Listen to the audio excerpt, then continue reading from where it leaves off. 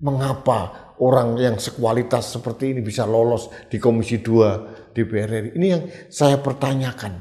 Apakah Komisi 2 DPR RI tidak merasa menjerumuskan presiden dengan menyodorkan orang dengan kualitas seperti ini? Hanya 6 hari menjabat.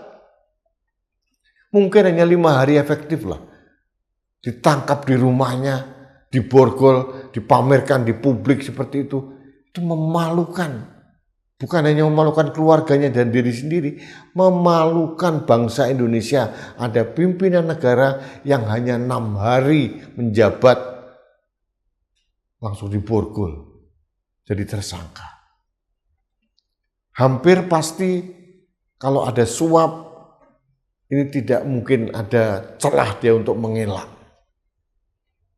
Ini bukan dugaan korupsi, tapi jelas suap, ada yang menyuap, ada yang disuap. Klop.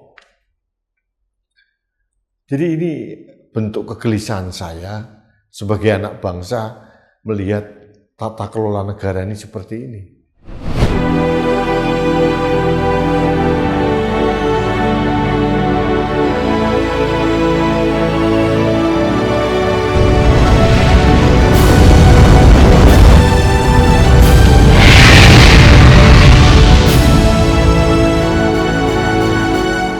Halo sahabat Indonesia, kita bertemu kembali dalam Opini Rudi di Anak Bangsa TV.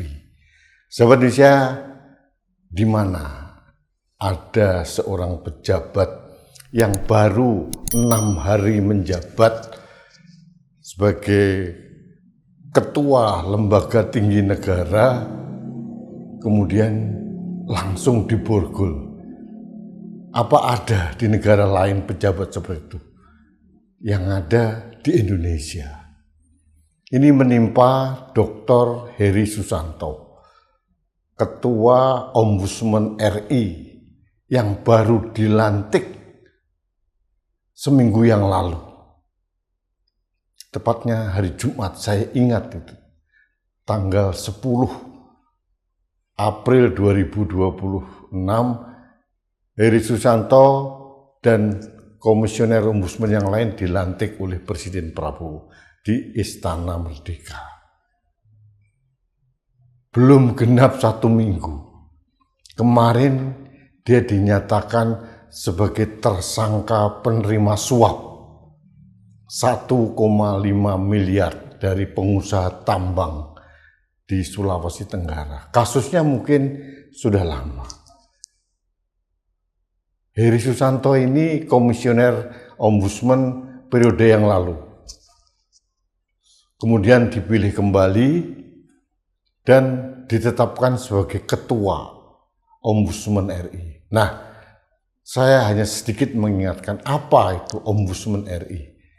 Ombudsman RI itu lembaga baru yang lahir setelah reformasi sebagai lembaga negara yang mengawasi tata kelola dari penyelenggara negara. Ombudsman juga menyoroti pelayanan publik untuk masyarakat. Jadi kita agak terlambat membuat lembaga Ombudsman RI, tapi alhamdulillah setelah reformasi kita membentuk lembaga negara namanya Ombudsman RI. Kalau kita lihat struktur ketatanegaraannya itu selevel dengan presiden. Dipilih oleh DPR, tepatnya Komisi 2. Pertanyaan saya, bagaimana proses fit and proper di Komisi 2? Apakah tidak menggali rekam jejak yang bersangkutan? Apakah tidak meminta dari PPATK atau mungkin Kejaksaan, KPK, Kepolisian tentang rekam jejak calon komisioner ombudsman? Betapa cerobohnya Komisi 2 DPR RI meloloskan orang yang telah menerima suap. Saya yakin Heri Susanto ini menerima suap pada saat dia jadi komisioner periode yang lalu. Dan kenapa ini tidak terendus dan mengapa Komisi 2 DPR RI seolah-olah abai terhadap prosedur untuk menggali lebih detail rekam jejak seseorang untuk menjadi pemimpin negara. Ini memalukan. Pimpinan lembaga negara hanya 6 hari, kemudian dicokok Kejaksaan Agung dan diborgol. Heri Susanto baru 7 hari yang lalu merayakan ulang tahunnya ke-51. Dia lahir tanggal 9 April 1975 di Cirebon. Seorang doktor ilmu lingkungan. Aktivis memang. Pernah menjadi tenaga ahli di DPR RI, menjadi pemimpin NGO dan sebagainya. Bagaimana kita berharap komisioner lembaga yang mengawasi pelayanan publik, yang mengawasi tata kelola penyelenggara negara mempunyai sifat seperti itu? Apa yang kita harapkan dari negara ini dengan pejabat-pejabat seperti itu? Saya heran ini. Ini gugatan saya sebagai anak bangsa. Betapa cerobohnya semua pihak yang akhirnya menjadikan Heri Susanto ini menjadi komisioner di Ombudsman dan sekaligus menjadi ketua. Dan ini kan mempermalukan presiden. Belum genap 7 hari melantik seseorang langsung diborgol pakai rompi oranye. Konon kasusnya terkait dengan perusahaan tambang di Sulawesi Tenggara. Ada kong kali kon membuat rekomendasi kepada Kementerian Kehutanan agar PT A ini mendapatkan keringanan untuk menghitung kekurangan bayar atau apapun lah namanya istilahnya.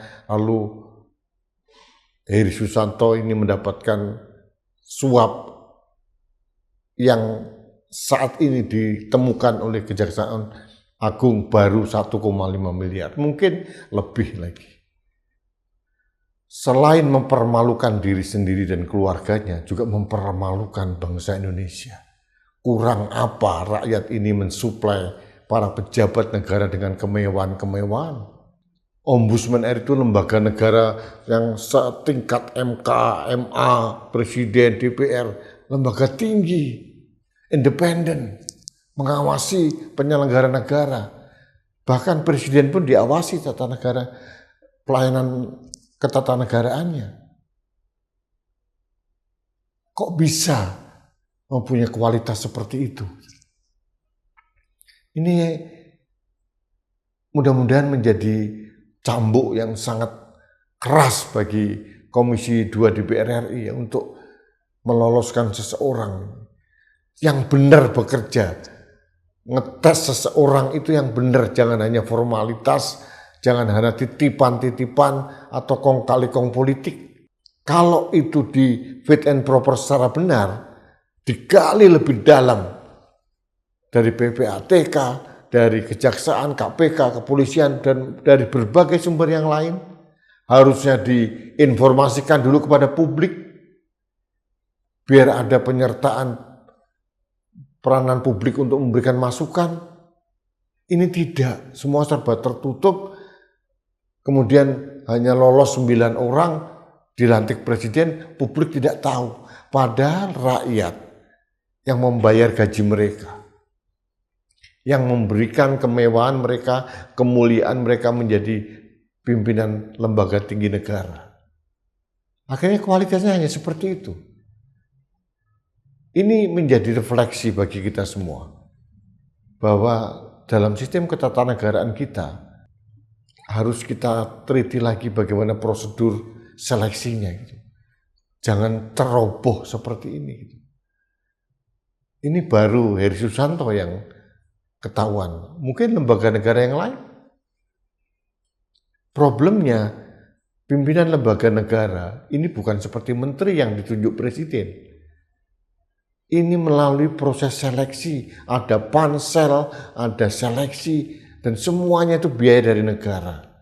Mengapa orang yang sekualitas seperti ini bisa lolos di Komisi 2 DPR RI? Ini yang saya pertanyakan.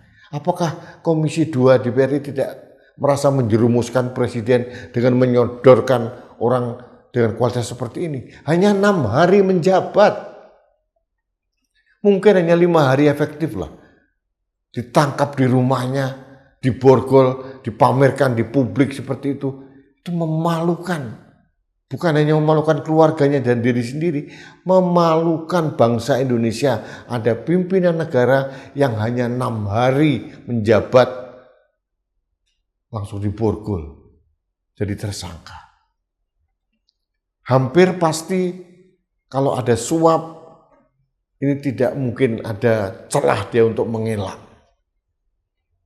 Ini bukan dugaan korupsi, tapi jelas suap, ada yang menyuap, ada yang disuap. Klop. Jadi ini bentuk kegelisahan saya sebagai anak bangsa melihat tata kelola negara ini seperti ini. Betapa cerobohnya beberapa kelompok ini memilih pemimpin lembaga tinggi negara kita. Betapa amburadulnya tata kelola negara ini. Dan ini harusnya tugas ombudsman untuk meneliti itu. Tapi bagaimana kalau kita menyapu dengan sapu yang kotor? Bagaimana ombudsman mau bergerak mengawasi tata kelola penyelenggara negara, pelayanan publik, kalau orang-orangnya sekualitas orang yang mudah disuap seperti Heri Susanto? Ini pertanyaan besar, refleksi buat kita bersama sebagai bangsa yang sangat menyedihkan perjalanannya. Ini kegelisahan saya yakin ini juga kegelisahan Anda semua. Terima kasih, kita bertemu kembali dalam Opini Rudy selanjutnya. Sampai jumpa.